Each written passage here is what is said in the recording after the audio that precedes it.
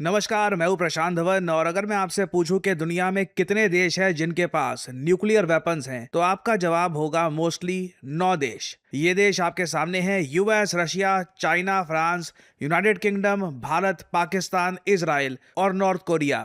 Iran के पास अभी nuclear weapons आए नहीं है, तो हम ईरान को यहाँ पे अभी काउंट नहीं कर सकते, मगर पॉसिबल ये है कि ईरान से काफी पहले एक और एशियन जायंट, मैं कहूंगा, ये न्यूक्लियर वेपन्स बना सकता है। और ये बात मैं नहीं कह रहा, ये बात रिसेंटली सामने आई है रशिया की तरफ से। यहाँ पे आप देख पाओगे रशिया में जो presidential aide and executive secretary है of the eastern economic forum, इन्होंने रिसेंटली ये बड़ी स्टेटमेंट दी है जिससे दुनिया भर में कई आर्टिकल बने हैं। इन्होंने ये कहा है कि रशियन जानकारी के हिसाब से, रशियन इंटेलिजेंस के हिसाब से, जापान आने वाले 1 साल में न्यूक्लियर वेपन्स असेंबल कर सकता है। यहां पे आप देख पाओगे Russia says Japan could possess nuclear weapons in just 1 year. और एक बार को यहां पे आप कह सकते हैं कि मगर इतिहास में अगर हम देखें तो एक ही देश है जिस पर एटॉमिक बॉम्ब्स का इस्तेमाल किया गया, वो देश है जापान। हिरोशिमा नागासाकी पर 2 एटॉमिक बॉम्ब्स गिराए गए और उससे काफी नुकसान हुआ जापान का, कई लोग मारे गए। और उसके बाद से हमने देखा है कि जापान ने दुनिया भर में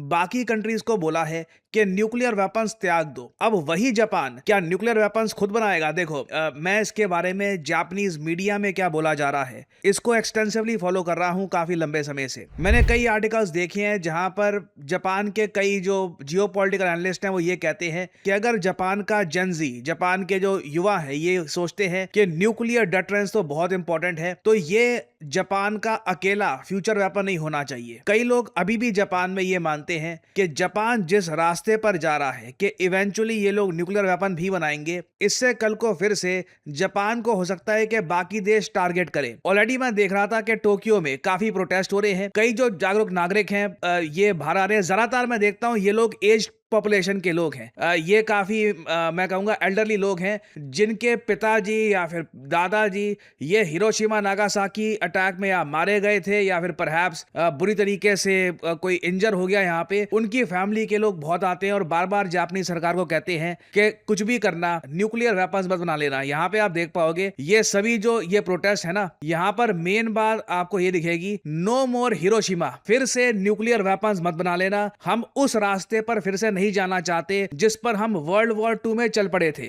मगर जो भी ये प्रोटेस्ट मैं देखता हूं जापान में, यहां पर प्रोटेस्टर्स होते बहुत कम है, क्योंकि कई लोग हैं 70-80 साल के हैं, ये बाहर आके प्रोटेस्ट नहीं कर पाते। जो यंग जनरेशन है जापान की, और ना सिर्फ जापान की, साउथ कोरिया की भी, वहां पर तो बात चल रही है साइमल्टेनियस न्यूक्लियर आर्मामेंट की, कि दुनिया में ना सिर्फ 10वां देश जिसके पास न्यूक्लियर वेपन्स होंगे वो उभर के आएगा जापान। जापान के बाद साउथ कोरिया के लोग भी कह रहे हैं कि इनको यूनाइटेड स्टेट्स ऑफ अमेरिका पे डिपेंडेंट नहीं रहना, इनके पास खुद के न्यूक्लियर वेपन होने चाहिए। क्योंकि अभी के लिए क्या है, इन दोनों देशों ने एक बात समझ ली है कि नॉर्थ कोरिया के साथ यूएस कभी भी ऐसा नहीं करेगा जो यूएस आज के समय कर रहा है ईरान के अगेंस्ट। रीजन बहुत ही सिंपल है, नॉर्थ कोरियन मिसाइल्स और north Korean nuclear weapons. North Korea के पास बिल्कुल ऐसे वेपन्स हैं जो यूएस की धरती तक पहुंच सकते हैं और वहां पे न्यूक्लियर वॉरहेड से अटैक कर सकते हैं। वो अलग कहानी है कि रास्ते में यूएस उन मिसाइल्स को डिस्ट्रॉय कर दे या फिर कुछ और हो जाए,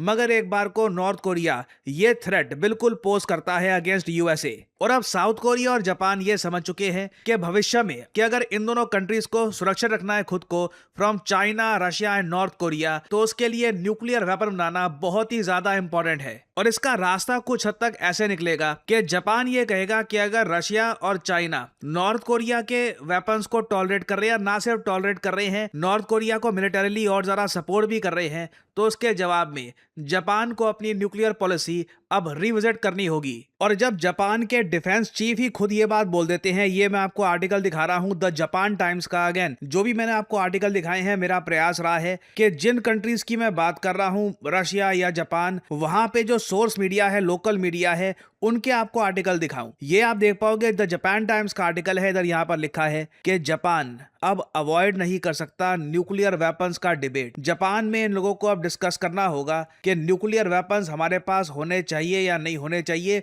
ये डिस्कशन ही बहुत ज्यादा मैटर करता है। इनके डिफेंस चीफ ये बात यहां पर मेंशन कर रहे हैं, दिस इज वेरी इंपॉर्टेंट।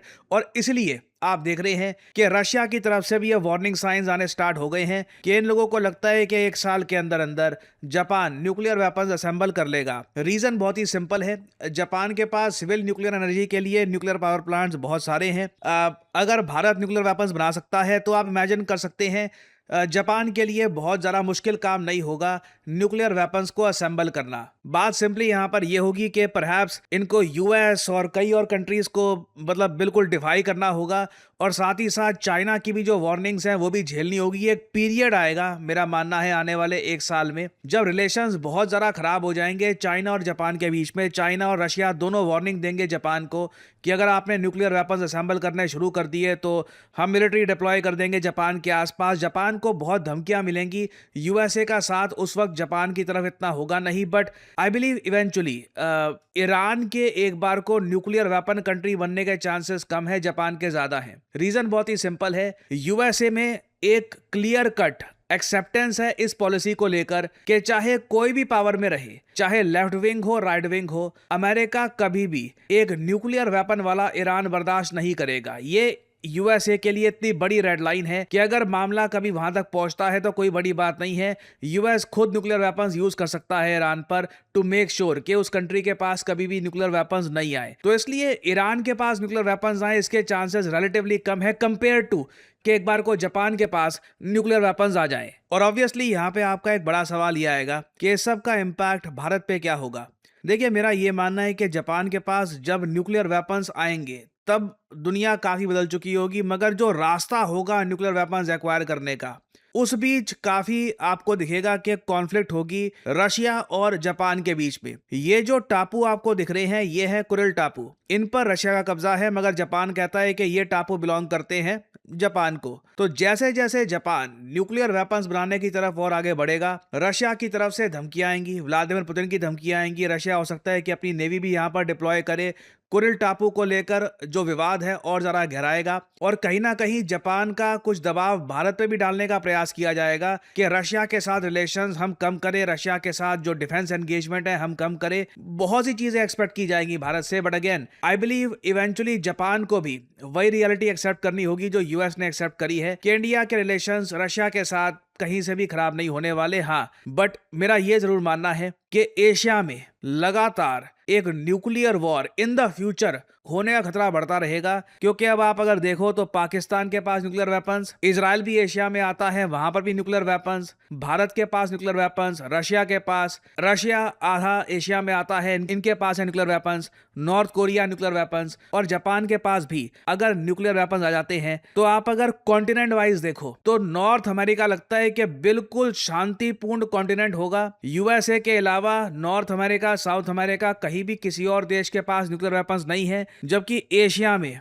बहुत से देश खड़े हो जाएंगे जिनके पास न्यूक्लियर वेपन्स होंगे जो परहैप्स किसी दिन इस्तेमाल भी किए जा सकते हैं। So again this is a very important geopolitical development, और इस टॉपिक से रिलेटेड इन द फ्यूचर और जब न्यूज आएगी तो मैं आप लोगों के लिए अपडेटेड वीडियोस लाता रहूंगा। और फाइनली यहाँ पे मैं आप लोगों से आपका ओपिनियन जानना चाहता हूँ कि आपके हिसाब से एक न्यूक्लियर जापान, एक ऐसा जापान जिसके पास न्यूक्लियर वेपन्स होंगे इन द फ्यूचर, ये दुनिया के लिए अच्छा होगा या खराब? आप लिख सकते हैं कमेंट सेक्शन में। Will this be good for the world और बैड फॉर द वर्ल्ड? लिखिएगा इसके बारे में कमेंट सेक्शन में, मैं जानना चाहूंगा आपका ओपिनियन। और आगे बढ़ने से पहले एक इंपॉर्टेंट मैसेज, हम लोग कर रहे हैं एक मैसिव गिव अवे। आप बहुत आसानी से 500 रुपए का Amazon गिफ्ट वाउचर जीत सकते हैं हमारे मैसिव गिव अवे में। देखिए, ओकेजन ये है कि करियर 247 बहुत ही जल्द बन जाएगा अड्डा 247 स्किल्स।